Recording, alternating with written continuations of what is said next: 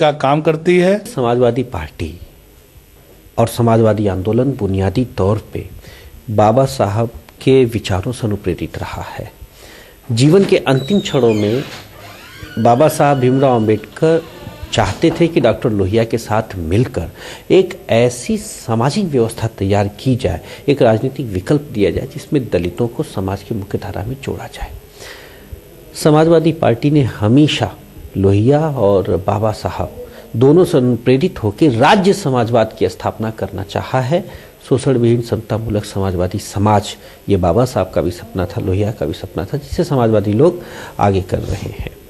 बाबा साहब ने labour party, जो इंग्लैंड की लेबर पार्टी है, जो अपने आप को सोशल डेमोक्रेट कहती है, सोशल डेमोक्रेसी यूरोप की जब एशिया और भारत में आती है तो समाजवादी हो जाती है। यूपी में दलित मतों की कुल तादाद 24% तक है, जिसमें 12 से 14% वोट जाटो बिरादरी के हैं।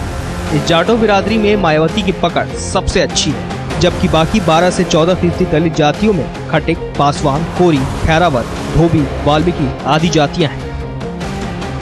आपको बता दें कि यूपी की सियासत जाति और वर्ग की राजनीति पर टिकी हुई है, क्योंकि यूपी में दलित चुनाव की दशा और दिशा बदलने की ताकत रखते हैं। इसलिए सभी प्रमुख राजनीतिक पार्टियां इस वोट को हथियाने के चक्कर में, जहां एक और कांग्रेस और बीजेपी इसके लिए जोर लगा रहे हैं, तो वहीं यादव और मुस्लिम समीकरण पर आधारित सपा भी इस देश में पीछे नहीं रहना चाहती। सपा सरकार ने तो दलितों को लुभाने के लिए बाबा साहब परिनिर्वाण दिवस पर सरकारी छुट्टी घोषित कर दी। हालांकि इससे पहले 2012 में सत्ता में आते ही सपा सरकार ने बसपा संस्थापक काशीराम की जयंती और बाबा साहब की परिनिर्वाण दिवस पर होने वाली छुट्टियां रद्द कर दी थी।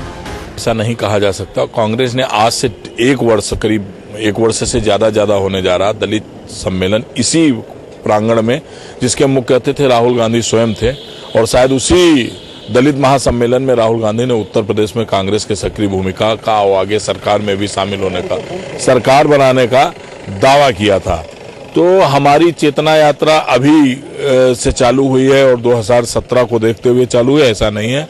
हमारी कांग्रेस पार्टी चाहे दलित हो या अन्य वर्गों के लिए भी निरंतर, चूंकि हमारा जो SC का प्रकोष्ठ है उसका प्रोग्राम है, और उसने पहले भीम ज्योति यात्रा जो 6 महीने के करीब 6-6.5 महीने भीम ज्योति यात्रा चली, उसके पहले दलित चेतना सम्मेलन हुए, और अब जाके शिक्षा, सुरक्षा और स्वाभिमान को लेके जो सुरक्षित कॉन्स्टिट्यूएंसी, सुरक्षित क्षेत्र हैं, उनके बीच में जाके दलितों के बीच में जाना, और कांग्रेस की अपनी जो आइडियोलॉजी है और कांग्रेस ने जो दलितों के लिए काम किए और उनके लिए। बाकी अगर अखिलेश ने 6 दिसंबर को बाबा साहब के परिनिर्वाण दिवस की छुट्टी रद्द की, तो मैं समझता हूं कि उस समय का वो निर्णय उनका गलत था। आज उन्होंने एक सही निर्णय लिया है।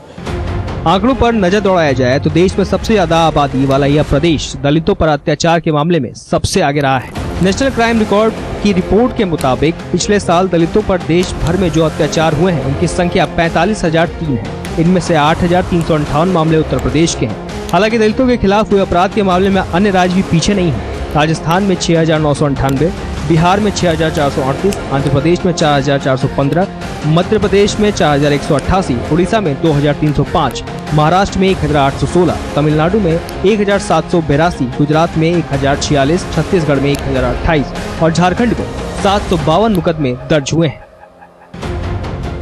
दलितों को वोट बैंक के तौर पर इस्तेमाल और चुनाव के बाद इसमें जुड़े मुद्दों की अनदेखी उत्तर प्रदेश के चुनाव में ये कोई नई बात नहीं है, लेकिन ये रवायत इस बार के चुनाव में भी चलेगी या फिर मतदाताओं ने इस बार कुछ और तय किया है, ये जानने के लिए अब ज्यादा इंतजार नहीं करना होगा।